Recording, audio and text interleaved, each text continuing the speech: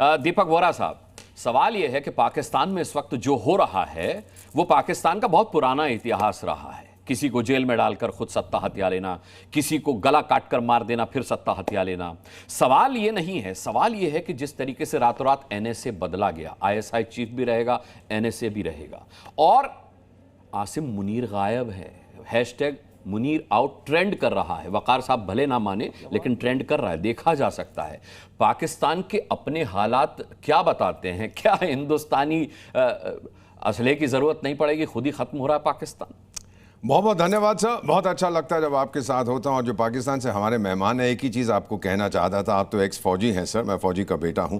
ये जो चैनल है हमारा, ये विश्व का सर्वश्रेष्ठ चैनल है and the best anchor in Asia. नहीं सर, मैं आपकी तारीफ खुलेआम करता हूं, मुझे कुछ छुपाने की जरूरत नहीं है। तो थोड़ा सा आप तमीज़ से बात करें जब आप इनसे बात करते हैं। एक सर डिप्लोमेसी में हमको सिखाया जाता है, उस अंग्रेजी में शब्द है प्रीटेक्स्टिंग।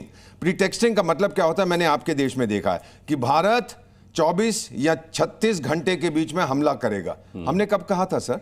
ये हमको डिप्लोमेसी में सिखाया जाता। आपने ये टाइमलाइन दिया है और उसके बाद 36 घंटे के बाद आप कहेंगे देखा वो हमसे डर गए, मैंने बचा लिया देश को। This is called pretexting sir. ये बहुत पुरानी खेल है, ये पहली चीज हम सीखते हैं, आपको मालूम नहीं है। दूसरा सर, बाबरा टचमैन, जिन उनके लेक्चर्स मैं सुनता था जब मैं यूएस में था।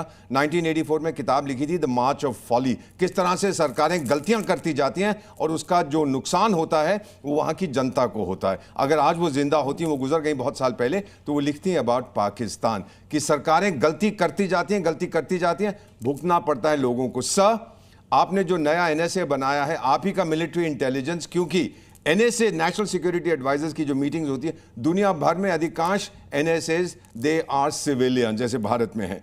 आपने मिलिट्री वाले को दोनों रोल दे दिए। इसका मतलब वहां पर भी कोई आप लोगों की सिविल अथॉरिटी बिल्कुल वहां पर भी खत्म हो गई है। कोई बुद्धिमान व्यक्ति आता, कहता भाई ये क्या कर रहे हो, दुनिया में देख रहे हो, वो आप नहीं चाहते। और फाइनली सर, हम लोगों की जो एक तरह से जो भी आप कहें, कुरान कहें, गीता कहें, बाइबल कहें, ये मेरे हाथ में है सर, चाणक्य नीति। उसमें यह लिखा हुआ है किस तरह से डील करा जाए देशों के साथ जब संबंध ठीक नहीं होते। साम दाम भेंट दंड सर, याद रखिए। सामा होता है परसुएजन, मेरे जैसे डिप्लोमेट्स ने आपके देश को आइसोलेट कर दिया है सच्चाई बता के। फिर होता है दान, इकोनॉमिक जो मेजर्स लिए जाते हैं, आपको तो मालूम है आपके हाथ में कटोरा है। फिर होता है भेद, वो हमारी इंटेलिजेंस करती है, आपस में फूट पड़ जाती है। इवन इस्लामिक समुदाय में आप अकेले पड़ गए हैं। और फाइनली होता है दंड। हमारे जांबाज फौजी यहां पर मौजूद हैं, कर्नल साहब, वो बताएंगे दंड कैसे जिया। I don't want to say anything more sir, अभी भी समय है if you want to improve.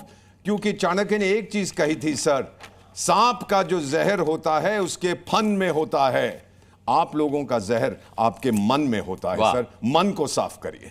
चलिए, मैं कर्नल रिटायर्ड शाहिद चौधरी, जो कि पाकिस्तान से रक्षा विशेषज्ञ हैं और आईएसआई के अधिकारी रह चुके हैं पहले, चेयरमैन हैं आज की तारीख में law and heart human rights Pakistan के, law and heart human rights. मैं उम्मीद करता हूं कि इनका वाकई में लॉ एंड हार्ट होगा, रेड हार्ट नहीं निकलेंगे ये। शाहिद चौधरी साहब, तख्ता पलट का एक इतिहास है पाकिस्तान में। अब जो तख्ता पलट की तैयारी चल रही है, जिस तरीके से मरियम नवाज चचा जान को बेदखल करके खुद वजीर आजम बनना चाहती हैं, रातों रात एनएसए बदला गया, क्या आप मानते हैं कि यह पाकिस्तान में भी अब सेना मान रही है कि भारत के हमले के चलते पाकिस्तान की हुकूमत बेहद कमजोर हो चुकी है और यह वक्त सही है तख्ता पलट करने का? आप तो आईएसआई में रह चुके हैं, बेहतर इस मानसिकता को समझते होंगे। बिस्मिल्लाह रहमान रहीम, थैंक यू वेरी मच जनाब।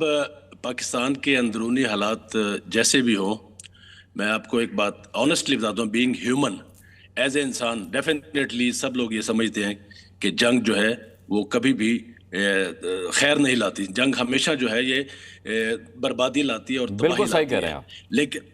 लेकिन जब जहाँ तक पाकिस्तान के रेजिडेंट्स का ताल्लुक है, बहैसियत मजमूई एज ए कौम, तो कुरान पाक में अल्लाह ताला का हुक्म है,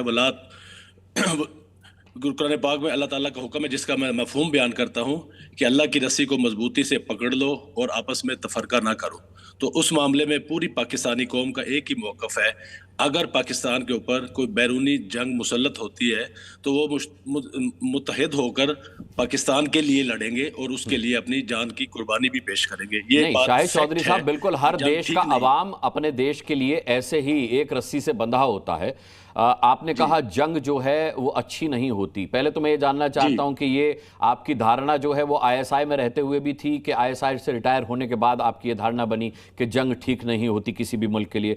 दूसरी बात मैं ये जानना चाहता हूं कि पाकिस्तान के अंदर जो लड़ाई चल रही है, खैबर पख्तूनख्वा में सर पुलिस और सेना में आपस में लड़ाई हुई है, बलूचिस्तान में किस तरीके से पाकिस्तानी आर्मी को खदेड़ रहे हैं बलूच आर्मी के लोग, ये हम जानते हैं। ऐसी स्थिति के चलते कहां एक रस्सी में बंधे हुए हैं आप लोग? भाई, जो हर जगह पर कुछ लोग ऐसे होते हैं जो किसी दबाव में आकर, किसी लालच में आकर या किसी मजबूरी में आकर, और वो अपने आप को ऐसा जाहिर करते हैं, बैरून मुल्क की जो एजेंसियां वहां पे जब काम कर रही होती हैं वो ऐसे जाहिर कर रहे होते हैं कि जैसे वो उनके अक्सरियत के नुमाइंदा हैं, जबकि ऐसी बात एक्चुअली नहीं होती। वो लोग थोड़े थोड़े अंदरूनी खलफशार हर जगह पे हैं। आप इंडिया में देख लें, हर जगह मिजोरम से लेकर गुजरात तक हर जगह अंदरूनी खलफशार हैं। कहीं पे मुस्लिम हिंदू लड़ाई कराई जाती है। छोटे छोटे सियासी मफादात के लिए जिस तरह भारतीय जनता पार्टी की गवर्नमेंट अवाम को आपस में लड़ाती है, इसी तरह मासूम अवाम हर जगह अच्छा एक बात बताइए, हमारी अवाम आपस में लड़े, आपस में गले मिले, उससे आपको क्या फर्क पड़ रहा है? आपको अपनी फिक्र होनी चाहिए ना सर। मैं आपसे आपके हालात के बारे में बात कर रहा हूं, क्योंकि यहां पर हम देखिए, जैसा कि अभी दीपक वोरा साहब ने कहा कि आपके ऑफिशियल्स की तरफ से ये बयान आ रहे हैं कि भाई 24 से 36 घंटे में भारत हमला कर सकता है। भारत ने तो नाम ही नहीं लिया किसी का, भारत ने तो कोई डेडलाइन दी नहीं है। तो पाकिस्तान को अपने आप क्यों लग रहा है? तख्ता पलट की सुगबुगाहट क्यों रही है? आपका कहने से क्यों बदला जा रहा है? मरियम नवाज क्यों सपने देख रही हैं वजीर आजम बनने के? आप मुझे इस बात का जवाब दें कि पाकिस्तान के अंदर ये जो अस्थिरता के हालात हैं ये क्यों कर हो रहे हैं ऐसे मौके पर जब भारत से हमले का खतरा उसे सता रहा है? भाई, मरियम नवाज या बिलावल या कोई भी पाकिस्तानी, उनको हक है सपना देखने का पाकिस्तान का वजीर आजम बने, क्योंकि पाकिस्तान में जमहूरियत है, लोग उनको वोट देंगे तो वो भले बन जाए। दूसरी बात यह है कि मैं कोई ऑफिशियल स्पोक्स पर्सन तो नहीं हूँ। हाँ। मैं as a chairman Lion Heart Foundation human rights की बात करने के लिए मैंने आपसे अर्ज की थी कि as a human rights, as a residents of Pakistan, as a human, not as a Muslim, as a human भी हमारी राय वो है जो एज ए गवर्नमेंट जो हमारी राय है वो तो चौधरी साहब, ये तो बड़ी नाइंसाफी है कि पाकिस्तान के मुतालिक बात करनी हो तो आप ह्यूमन बन जाएं और जब इंडिया की बात करनी हो तो आप बिल्कुल हो जाएं। ये तो गलत बात है। पूरी दुनिया के मुसलमानों की सेल्फ रिस्पेक्ट और जान कीमती है जितनी पाकिस्तान के सर। मुसलमानों आपको एक की। बात बताऊं मैं, शाहिद चौधरी साहब, आपको एक बात बताऊं मैं, वैसे तो अब इंडिया में पाकिस्तानियों की एंट्री बंद है, बैन है, लेकिन अगर कभी इंशाल्लाह जैसा आप बोलते हैं खुले ये एंट्री तो आइएगा और इंडिया के, हिंदुस्तान के मुसलमानों से मिलिएगा। आप देख पाएंगे कि जैसे आप पाकिस्तान में मुसलमानों को आपकी हुकूमत रखती है उससे कहीं बेहतर हालात और स्थिति में इंडिया का मुसलमान रहता है और इंडिया से बाहर जाना नहीं चाहता। जैसा आपने कहा ना, कुछ हैं यहां पर भी हैं कुछ जिनके दिल में पाकिस्तान बसता है।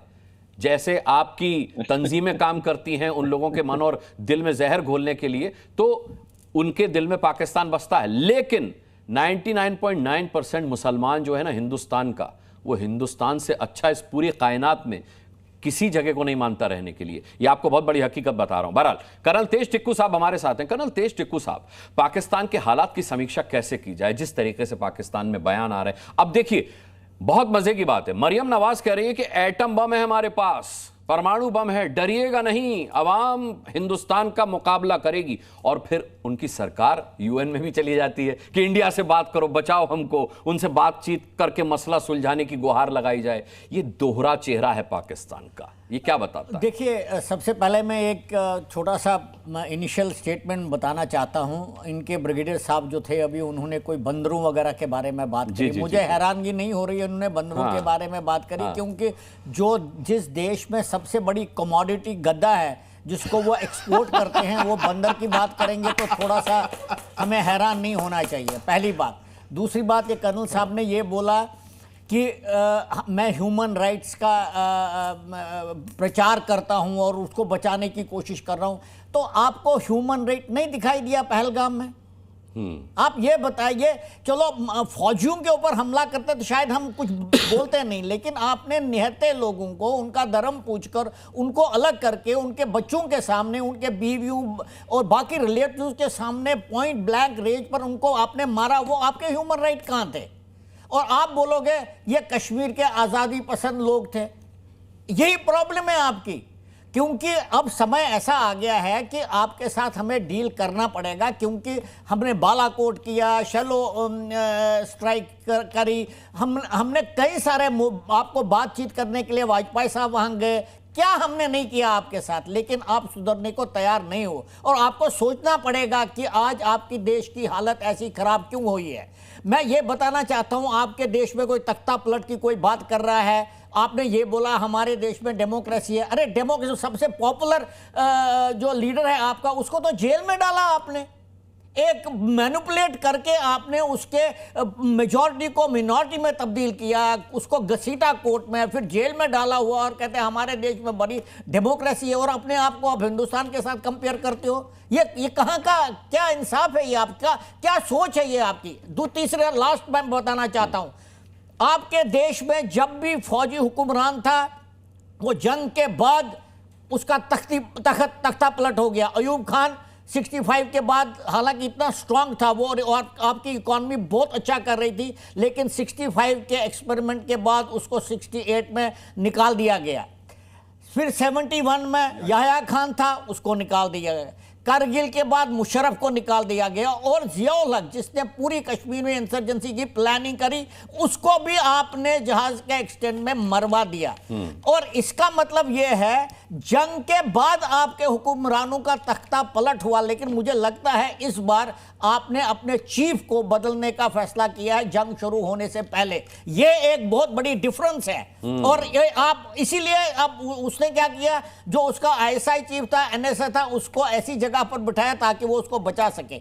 मुझे नहीं मालूम है आपके देश में क्या होने वाला, क्योंकि एक जबरदस्त ह्यू एंड क्राई है कि आप पाकिस्तान के सबसे पॉपुलर लीडर इमरान खान को बाहर निकालिए, वो भारत से लड़ सकता है। मुझे नहीं पता आपके देश में क्या होने वाला है, लेकिन जो हम करने वाले हैं, आपको हम यकीन दिलाना चाहते हैं कि पाकिस्तान को बहुत बड़ी पनिशमेंट मिलने वाली है। आप कुछ भी करिए, अब कहीं कहीं भी भाग लीजिए, ये होने वाला है आपका।